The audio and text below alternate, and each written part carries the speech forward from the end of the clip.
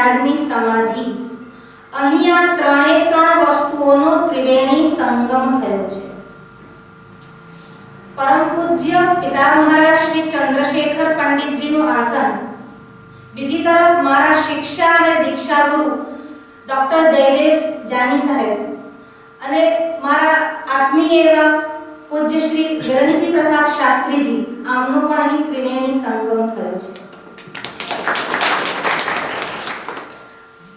જો મારે ત્યાં જવાની આવશ્યકતા નથી, હું આ ત્રિવેણી સંગમની વચ્ચે બેઠેલી છું. તો માં નર્મદાનું સાનિધ્ય એ પરમ સૌભાગ્યનો અવસર છે. આપણે નમામિ દેવી નર્મદે એવા વિષય સાથે એવા વિષયનો અનુસંધાન કરવા જઈ રહ્યા છીએ. જો નર્મદાના વિષયમાં અન્ય પુરાણોમાં, વિશેષ કરીને સ્કંદ પુરાણમાં કથાઓ પ્રસિદ્ધ છે. નર્મદાનો જે કિનારો છે તે વૈરાગ્યનો કિનારો છે. ગંગાનો કિનારો જે છે તે જ્ઞાનનો કિનારો છે અને યમુનાજીનો જે તટ છે તે ભક્તિનો તટ છે. યમુનાજીનો ભક્તિનો, ગંગાજીનો જ્ઞાનનો અને નર્મદાજીનો વૈરાગ્યનો તટ છે. અહીં પણ એ ત્રણે ત્રણ વસ્તુઓ છે. ભગવાન દત્તાત્રેય ભક્તિનો તટ, યોગનો તટ છે. સ્વામી મહારાજની સમાધિ એ જ્ઞાન અને યોગનું સમન્વય એટલે જ્ઞાન અને યોગનો તટ છે. અને નર્મદાજીનો તટ એ ભક્તિ અને વૈરાગ્યનો પણ કિનારો છે. એટલે અહીં પણ જો મોક્ષ માર્ગમાં જવા માટેના ત્રણ જ પ્રસ્થાન કયા છે, પ્રસ્થાન ત્રય, અને એમાં પણ ભક્તિ, જ્ઞાન અને વૈરાગ્ય, ભક્તિ, જ્ઞાન અને યોગ, આ ત્રણ એના માર્ગ, રાજમાર્ગ છે. અને આ ત્રણે ત્રણ માર્ગ અહીં ઉપલબ્ધ છે. અહીં બિરાજમાન મહાનુભાવોએ પણ મને આશીર્વાદ આપ્યા. લૌકિકાનામ હિ સાધૂનામ અર્થો વાગાનુવર્તતે ઋષિણામ પુનરાદ્યાનામ વાચમ અર્થોનુધાવતિ. જે લૌકિક સાધુઓ છે એમની જે વાણી છે એ તો પ્રસંગનું અનુસરણ કરે છે, પણ જે ઋષિ છે, આચાર્ય છે, દેવતા છે, ગુરુઓ છે, એમની જે વાણી છે એમને પ્રસંગ અનુસરે છે. જ્યારે જાની સાહેબે કહી દીધું કે 400 શિબિર થવાના એટલે સવાલ થવાના જ, કેમ? ઋષિનામ પુનરાદ્યાનામ વાચમ અર્થોનુધાવતિ. આ નર્મદાનો પાવન તટ છે, સમાધિ સ્થળી છે અને આપણે નર્મદાના ગુણ ગાવા અને સાંભળવા અહીં બધા એકત્રિત થયા છે. જ્યારે ભગવાન આદ્ય શંકરાચાર્ય કોઈ પણ વસ્તુ પર, કોઈ પણ વિષયને લઈને, કોઈ પણ સ્તોત્રને લઈને લેખની ઉપાડે છે ત્યારે એની મજા અત્યંત ઘણી વધી જાય છે. ભગવાન શંકરાચાર્યની કલમમાં એ સામર્થ્ય છે. ભગવાન શંકરાચાર્યની જે વાણી છે તે પ્રાસાદિક છે, ગહન છે, ગંભીર છે. બિલકુલ માં નર્મદાજી જેવી છે, ગહન છે, ગંભીર છે, પણ પ્રાસાદિક છે. શંકરાચાર્યની વાણી પ્રસાદ આપનારી છે, એમાં પ્રાસાદિકતા એટલે એકદમ સહજ તમે અંદર ડૂબી જાઓ એવી એમની વાણી છે. અહીંયા નર્મદાજીનો પ્રવાહ પણ કૃપા આપનારો છે અને પ્રાસાદિક છે. આચાર્યશ્રીની વાણી ગહન છે, એવી જ રીતે નર્મદા પણ ગહન છે. આચાર્યશ્રીની વાણીમાં ક્લિષ્ટ એવા સમાસ અને વ્યાકરણના પ્રયોગો આવે છે. અહીં પણ નર્મદાજીમાં મત્સ્ય છે, ચક્ર છે, ચક્રવાક છે, અહીં પણ મગરમચ્છ છે. આમ અહીંયા પણ ગંભીરતા, ગહનતા અને છતાં પણ ભય છે. જો આચાર્યશ્રીની વાણીમાં પ્રાસાદિકતા તો છે, પણ જ્યારે વ્યાકરણ અને સમાસના અર્થ કરવા બેસે ત્યારે આપણને ભય લાગે છે. પરંતુ એ ભય ક્યારે દૂર થાય છે? ગતમ તદૈવ મે ભયં ત્વદંબુ વિક્ષિતમ યદા મુકુંદ સૂન સર્વદા સુરારિસેવિ સર્વદા. ગતમ તદૈવ મે ભયં, હે દેવી નર્મદા, જ્યારે તારા જળનું નિરીક્ષણ કર્યું, જ્યારે તમારા દર્શન કર્યા, ગતમ તદૈવ મે ભયં, બસ એ જ ક્ષણે મારો ભય જે છે તે ચાલ્યો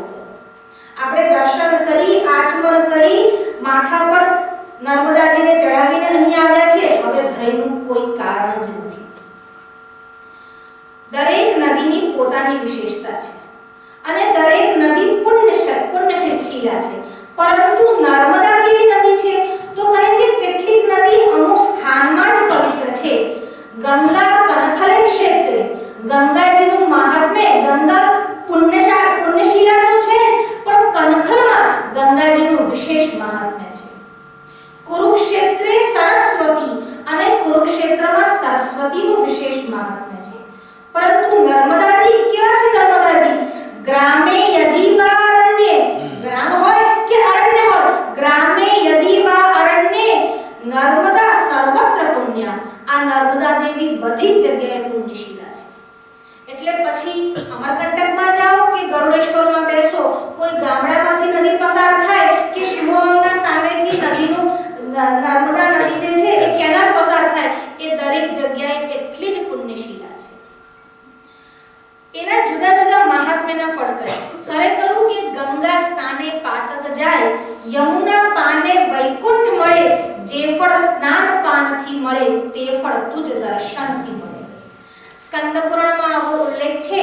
ત્રિભીહી 3 દિવસમાં, ત્રિભીહી પુણ્ય સરસ્વતી, સરસ્વતી કેવલ 3 દિવસમાં સ્નાન કરવાથી તમને તમારા પાતકને દૂર કરે છે, તમને પુણ્યશાળી બનાવે છે. સપ્તાહેન તુ યમુનમ, અને યમુના નદી જે છે એમાં 7 દિવસ લગાતાર સ્નાન કરો તો તમારા બધા જ પાપોનો નાશ થાય છે અને તમે વૈકુંઠમાં જાઓ છો.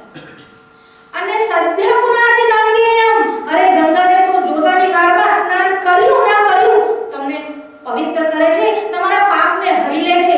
પણ આ નર્મદાજી કેવા છે? દર્શનાદ એવ નર્મદ, દર્શન માત્રથી જે પવિત્ર કરે તેનું નામ નર્મદા છે.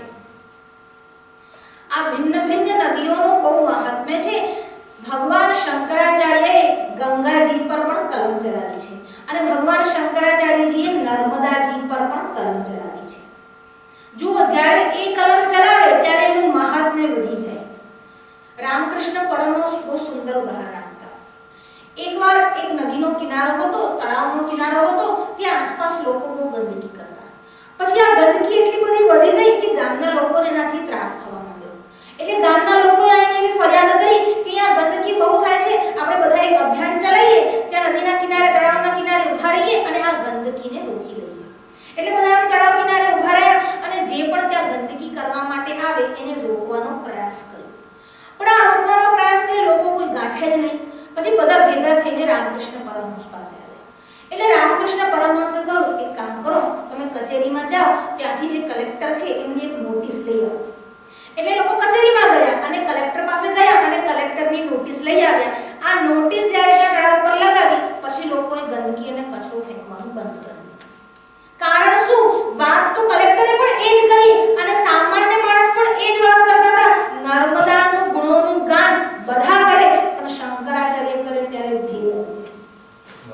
સબિંદુ સિંધુ શુષ્કલં તરંગભંગરંજિતં વિશસ્સુ પાપજાત જાતકારી વારી સંયુતં કૃતાંત દૂત કાલભૂત ભીતિહારી કર્મતે ત્વદીય પાદ પંકજં નમામિ દેવી નર્મદે, ત્વદીય પાદ પંકજં નમામિ દેવી નર્મદે. સબિંદુ, એક બિંદુ સહિત, એક બિંદુ સાથે. સ્કંદ પુરાણમાં જે નર્મદાજીના પ્રાગટ્યની જે કથા છે એમાં ભગવાન શિવજી, મહાદેવ તપશ્ચર્યારત હતા. જ્યારે ભગવાન શિવજી, મહાદેવજી તપશ્ચર્યારત હતા અને તપસ્યામાં પ્રાણાયામ કરતા કરતા સમાધિસ્થ જ્યારે હતા ત્યારે એમના શરીરમાંથી પ્રસ્વેદના બિંદુઓ નીકળ્યા. એ પ્રસ્વેદના બિંદુઓ જ્યારે ભૂમિ પર પડ્યા અને મૈકલ પર્વત પર પડ્યા ત્યારે એ પ્રસ્વેદના બિંદુઓમાંથી જ આ નર્મદાજીનું પ્રાગટ્ય થયું છે. સબિંદુ, એક બિંદુ સાથે નર્મદાજીનું પ્રાગટ્ય થયું છે. જુઓ, આપણે ત્યાં ભગવાન વેદવ્યાસે જીવોનું વર્ગીકરણ કર્યું છે.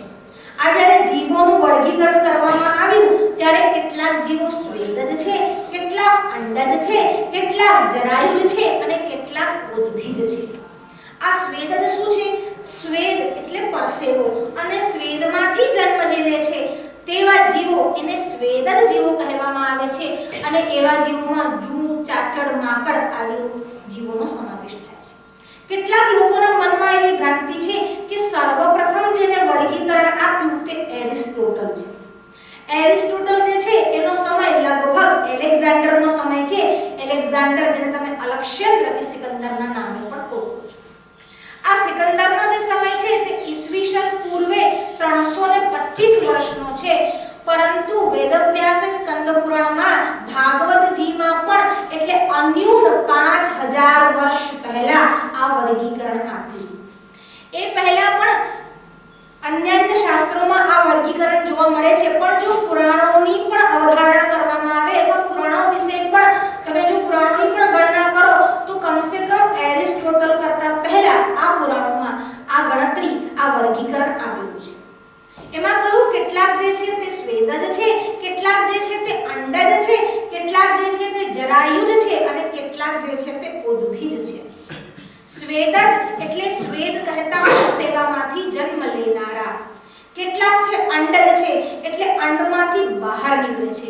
પહેલા અંડ રૂપે આવે છે અને પછી અંડમાંથી બહાર નીકળે છે. પક્ષીઓમાં તમે જોતા હશો પહેલા ઈંડું આવે છે અને પછી એમાંથી પક્ષી બહાર આવે છે. આમ બે વારનો જન્મ થાય છે એટલે પક્ષીનું એક નામ દ્વિજ પણ છે. અંડજ, સ્વેદજ, જરાયુજ અને ઉદ્ભિજ. જરાયુજ એટલે જે ગર્ભમાંથી બહાર આવે છે, જરાયુ કહેતા ગર્ભ, અને જે ગર્ભમાંથી બહાર આવે છે, ગર્ભસ્થ શિશુ પહેલા ગર્ભસ્થ હોય અને પછી પ્રસવ થાય ત્યારે બહાર આવે એને કહેવાય છે જરાયુજ જીવ. અને ત્યાર પછી હોય છે ઉદ્ભિજ, જે જમીન ફાડીને બહાર આવે છે એનું નામ ઉદ્ભિજ છે. આમ ચાર પ્રકારના જીવોનું વર્ગીકરણ આપ્યું. આ જે નર્મદા મૈયા છે તે પણ સ્વેદજા છે. ભગવાન શંકરના પ્રસ્વેદમાંથી ઉત્પન્ન થયેલા છે. સ્કંદ પુરાણમાં આગળ માર્કંડે અને યુધિષ્ઠિરના સંવાદ આવે છે. એ સંવાદમાં નર્મદાજીના 3 ભિન્ન ભિન્ન અવતરણ કહેલા છે. જો ગંગાજીના અવતરણથી લગભગ બધા પરિચિત છે. ભગીરથે ભગીરથ પ્રયાસ કર્યા અને એના કારણે ભાગીરથી ગંગાનું પૃથ્વી પર અવતરણ થયું. અહીંયા પણ રાજાઓએ તપશ્ચર્યા કરી અને તપશ્ચર્યાના ફળ સ્વરૂપે નર્મદાજીનું ભૂમિ પર અવતરણ થયું. પાંડવો પોતાના વનવાસના સમય દરમિયાન કામ્યક વનમાં કેટલો સમય પસાર કર્યો. આ કામ્યક વનમાં ભગવાન માર્કંડેનો આશ્રમ હતો. માર્કંડે ઋષિનો જે આશ્રમ હતો ત્યાં પાંડવો આવ્યા અને યુધિષ્ઠિરે કેટલાક પ્રશ્નો પૂછ્યા. એ પ્રશ્નોના સમાધાન રૂપે માર્કંડેયે નર્મદાજીની મહિમાનું પણ વર્ણન કર્યું છે. અને માર્કંડેયજીએ નર્મદાજીના અવતરણના 3 ભિન્ન ભિન્ન ઇતિહાસ પણ બતાવ્યા છે. અને આ ત્રણે ઇતિહાસ કલ્પાંતર ભેદથી સત્ય છે. સૌથી પહેલા જો આને ઇતિહાસ કહીશું અને ખાલી કથા નહીં કહીએ. કેમ? કારણ કે આ સત્ય ઘટનાઓ છે. આજકાલ લોકોને એવો એક જેને કહેવાય ટ્રેન્ડ ચાલુ થઈ ગયો છે. છોકરાઓ એવું પૂછે છે કે ઇતિહાસ શા માટે ભણવાનો છે? ઇતિહાસ ભણવાની શી જરૂર છે? ઇતિહાસ જો છે એ પુરાતન છે, જે થઈ ગયો છે, હવે એને ભણીને કરવું શું છે? આવા જ્યારે કુતર્ક રૂપે પ્રશ્નો કરવામાં આવે ત્યારે એનો જવાબ એ છે કે જ્યારે તમે દવાખાને જાઓ છો, દવાખાને તમે પહોંચો, પછી ડોક્ટર તમને પૂછે છે અને પછી તમારી હિસ્ટ્રી પૂછે છે. તમારા ઘરમાં કોઈને ડાયાબિટીસ હતો, કોઈને શુગર હતું, બીપી કોઈને હતું, અને પછી જે હોય તે બધું નોંધી લે છે. આમ ડોક્ટર પણ હિસ્ટ્રી પૂછે છે. હવે ડોક્ટરને તમારા બાપના રોગથી શું લેવા દેવા?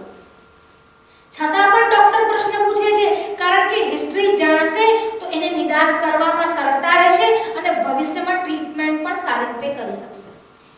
અહીંયા પણ ઇતિહાસ જાણવો આવશ્યક છે. અને ઇતિહાસ અને બીજી કથાઓમાં ભેદ છે. આ 3 ઇતિહાસ છે અને કલ્પાંતર ભેદથી સત્ય પણ છે.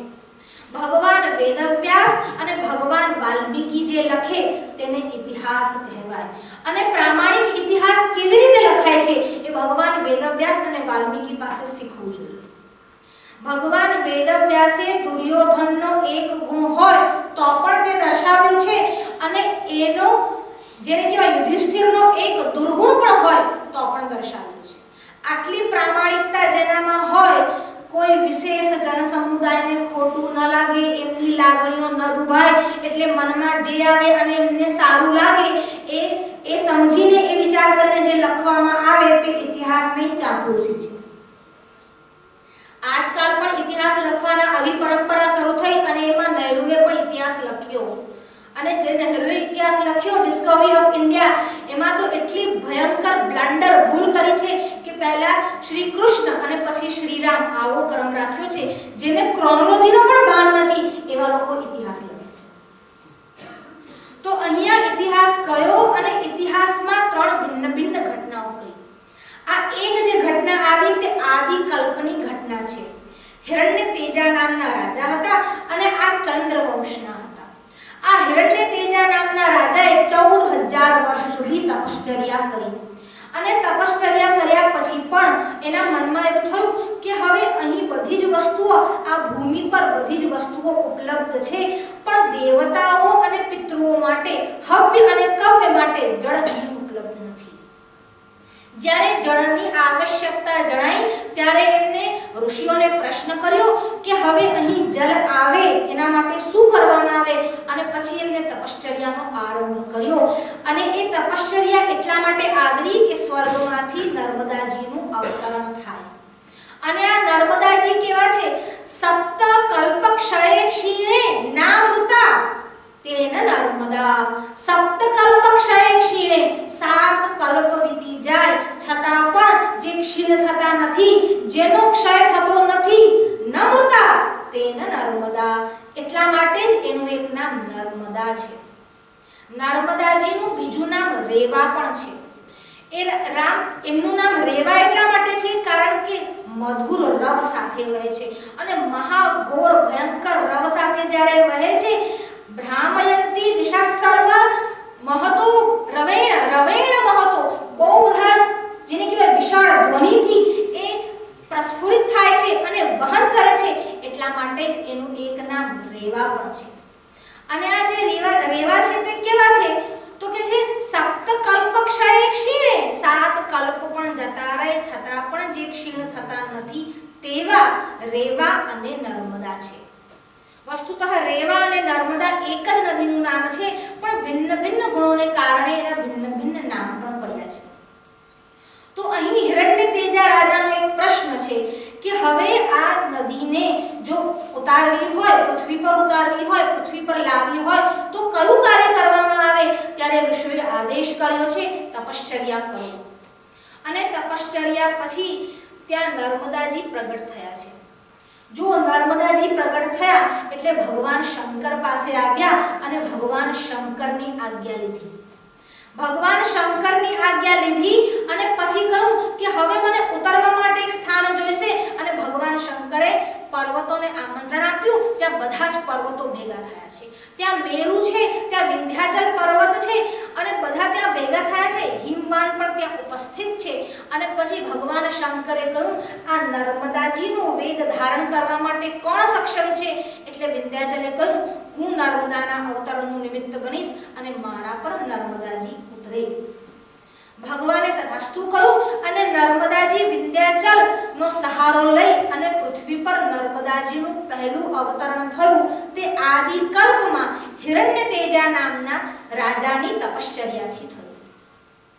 હવે આ જે હિરણ્યતેજા નામના રાજા હતા અને તપશ્ચર્યા કરતા હતા પરંતુ એમને તપશ્ચર્યા કરતા કરતા શિવાર્ચના પણ કરી. ભગવાન શિવજીની અર્ચના કરવામાં આવે અને નર્મદાજીનું સાનિધ્ય હોય તો એ જે પુણ્ય પ્રદાયની છે એની જે પુણ્ય આપવાની ગતિ છે કેટલી બધી વધી જાય છે. ગંગા કરતા પણ એ નર્મદા 1 લાખ ગણું પુણ્ય વધારે આપે છે. જો શિવની આરાધના કરતા કરતા નર્મદાજીનું સાનિધ્ય અને દર્શન કરવામાં આવે તો 1 લાખ ગણું પુણ્ય વધુ મળે છે. છતાં પણ કેટલાક લોકોના મનમાં એવી શંકા છે કે આ ભગવાન શંકર જે છે તે મોક્ષ આપવાને સમર્થ નથી. મોક્ષ જોઈતો હોય તો ભગવાન વિષ્ણુ જ આપે. આવા લોકો આવો કુતર્ક અને જેને કહેવાય પ્રલાપ કરે છે એનું એક જ કારણ છે કારણ કે ભગવાન શંકરના ચરણોમાં એમને શ્રદ્ધા નથી, આસ્થા નથી અને જડ બુદ્ધિને કારણે અજ્ઞાનવશ આવો પ્રલાપ કરે છે. કેટલાક નર્મદાના કિનારા ઉપર જ્યાં શિવાલય છે ત્યાં એવા પણ કેટલાક મત છે કે ભગવાન શંકર પર જે નૈવેદ્ય ચડાવવામાં આવે તે લેવાય કે ના લેવાય, એવો એક પ્રશ્ન છે. પહેલા તો નિર્માલ્ય અને નૈવેદ્ય બંને વચ્ચે ભેદ છે. એમાં શિવપુરાણ જે છે એ નિર્માલ્યની વાત માટે એવું કહે છે કે જેનો ચંડ અધિકાર હોય તે જ એ નિર્માલ્યનો ગ્રહણ કરી શકે. એટલે પત્ર, પુષ્પ, ફળ અને પાણી આ જે શિવજી પર ચડાવ્યું હોય તેને તો કહેવાય નિર્માલ્ય. ભગવાન શિવજીની સામે બેસી અને જે ભોગ ધરાવવામાં આવે તેને કહેવાય નૈવેદ્ય. હવે આ નિર્માલ્ય જે છે તેના ગ્રહણ કરવામાં ચંડ અધિકાર જોવાનો.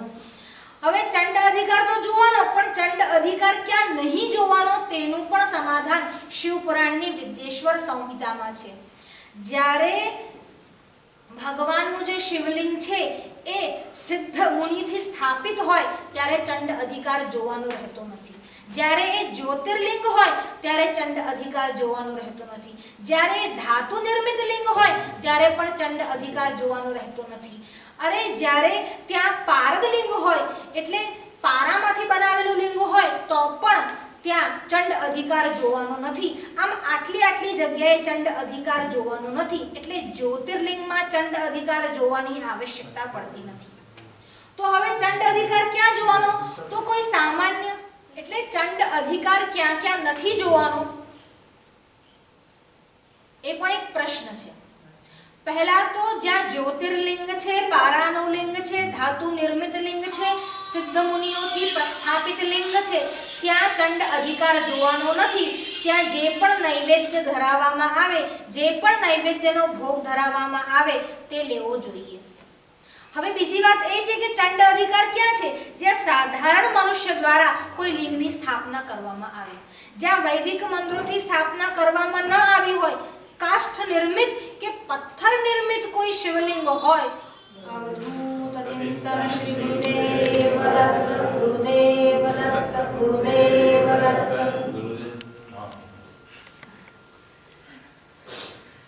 તો સામાન્ય વ્યક્તિ પ્રતિસ્થાપિત જે શિવલિંગ હોય છે ત્યાં ચંડ અધિકારની વાત આવે છે.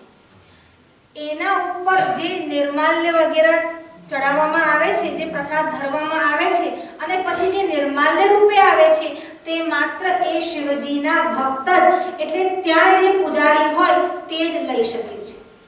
બાકી જેને શિવ દીક્ષાથી જે દીક્ષિત છે એ વ્યક્તિ, એ ભક્ત તો ક્યાંય પણ ભગવાન શંકરનો પ્રસાદ નૈવેદ્ય ગ્રહણ કરી શકે છે. આ તો નૈવેદ્ય ગ્રહણ કરવાની વાત છે. જો નૈવેદ્ય ગ્રહણ ના કરે તો એના વિશે શિવ પુરાણમાં કહ્યું છે જે નૈવેદ્યને ગ્રહણ નથી કરતો તે નરકગામી થાય છે, તે નરકમાં જાય છે. અરે આ પ્રસાદ નૈવેદ્યના દર્શન માત્રથી જ કોટી જન્મોના પુણ્યનો ઉદય થઈ જાય છે. આ કેવું છે તો કે છે આ નૈવેદ્ય તમને મોક્ષ પ્રાપ્ત કરાવનારું છે. આમ શિવજીના નૈવેદ્યનો ગ્રહણ કરવો જ જોઈએ, ન માત્ર ગ્રહણ કરવો જોઈએ, આદર સહિત શિવ નૈવેદ્યનો સ્વીકાર કરવો જોઈએ. ભગવાન શંકરના નૈવેદ્યને મસ્તક પર લગાવી અને પછી આદર સહિત એનો ગ્રહણ કરવો જોઈએ, ભક્તિપૂર્વક એનો ગ્રહણ કરવો જોઈએ. આમ આ બધી વાતો તીર્થો અને ક્ષેત્રોમાં પ્રચલિત છે, પણ એમાં ક્યાં ક્યાં શાસ્ત્રોના વિધાન અથવા શાસ્ત્રોની જે સમજ છે એની ઉણપ એ જ એકમાત્ર કારણ છે અને લોકો ભગવાન શંકરનો નૈવેદ્ય ગ્રહણ કરતા અચકાય છે, ક્યાં તો કરતા નથી. કેટલાક લોકો એવા છે કે ભગવાન વિષ્ણુના ભક્ત છે, પણ કેટલાક તો એવા છે કે વિષ્ણુના ભક્ત નથી પણ શ્રી કૃષ્ણના ભક્ત છે. કેટલાક તો એનાથી પણ ઉપર છે, વિષ્ણુના નહીં, શ્રી કૃષ્ણના નહીં, શ્રીનાથજીના જ ભક્ત છે. એટલે ખાલી શ્રીનાથજીનો જ પ્રસાદ હોય તો લેવાનો.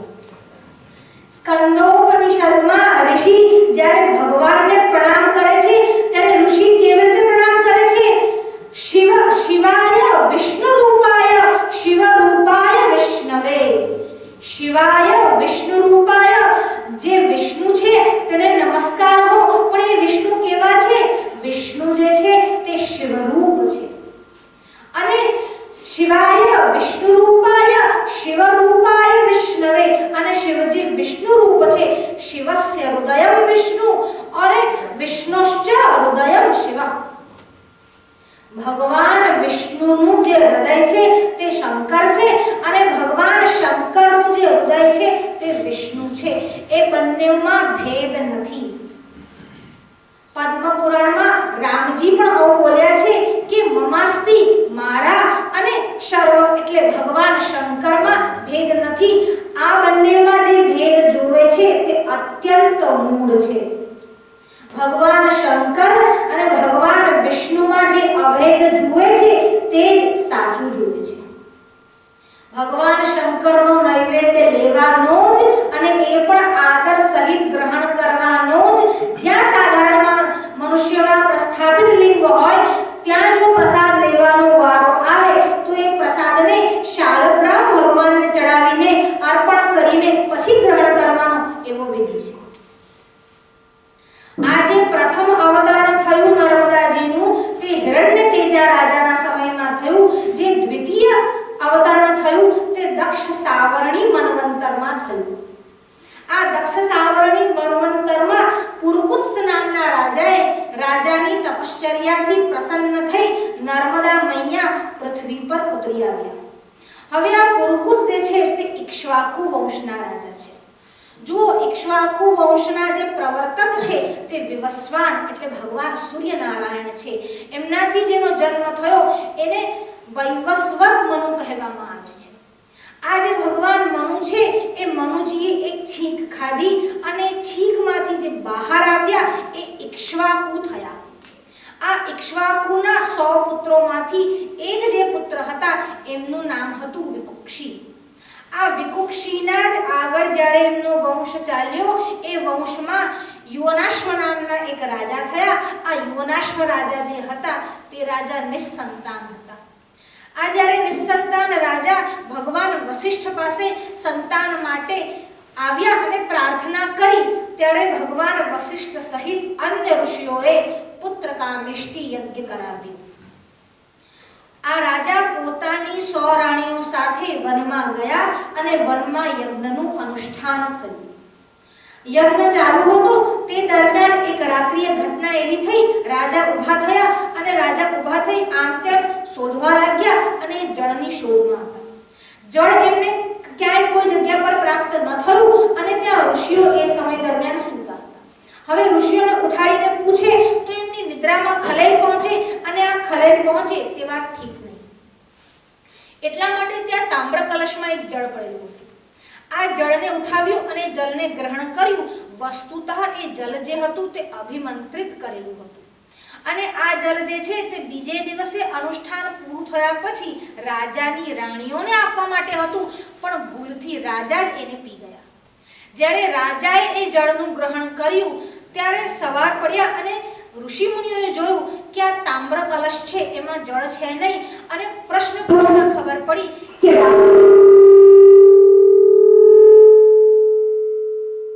કે રાત્રિએ પરિસ્થિતિ એવી નિર્માણ થઈ છે કે જળના એબ્સન્ટમાં જળના અભાવમાં આ રાજાએ આ તામ્ર કલશમાંથી અભિમંત્રિત કરેલું જળ ગ્રહણ કર્યું છે અને હવે રાજાએ જળ તો ગ્રહણ કર્યું ઋષિઓને થોડા ક્ષણ માટે ક્રોધ કોપ પણ આવ્યો પણ ઋષિઓ પોતાનો જે કોપ છે તે સમાવી ગયા કારણ કે ઋષિઓના મનમાં એવો સંકેત થયો કે અગર રાજાએ જળ પીધું છે તો નિશ્ચિત દૈવ જ એમાં કારણ હશે અને ઈશ્વરની જ એ ઈચ્છા હશે અને ભલે રાજાએ જળ ગ્રહણ કર્યું આ યુવનાશ્વ નામના રાજાએ જ્યારે જળ ગ્રહણ કર્યું તો 10 માસ પછી એમની ડાબી કુક્ષી ફાડીને એમાંથી પુત્રનો જન્મ થયો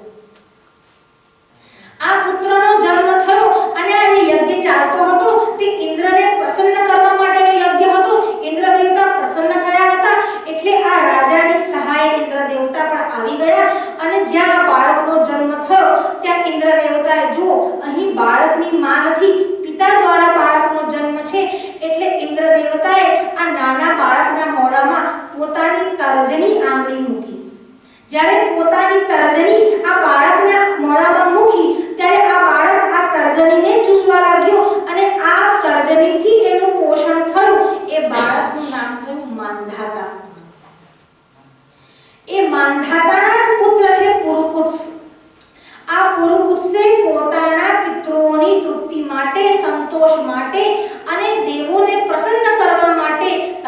આદરી અને તપશ્ચર્યાના ફળ સ્વરૂપે નર્મદા દેવી સ્વયં સ્વર્ગમાંથી પૃથ્વી પર ઉતરી આવ્યા.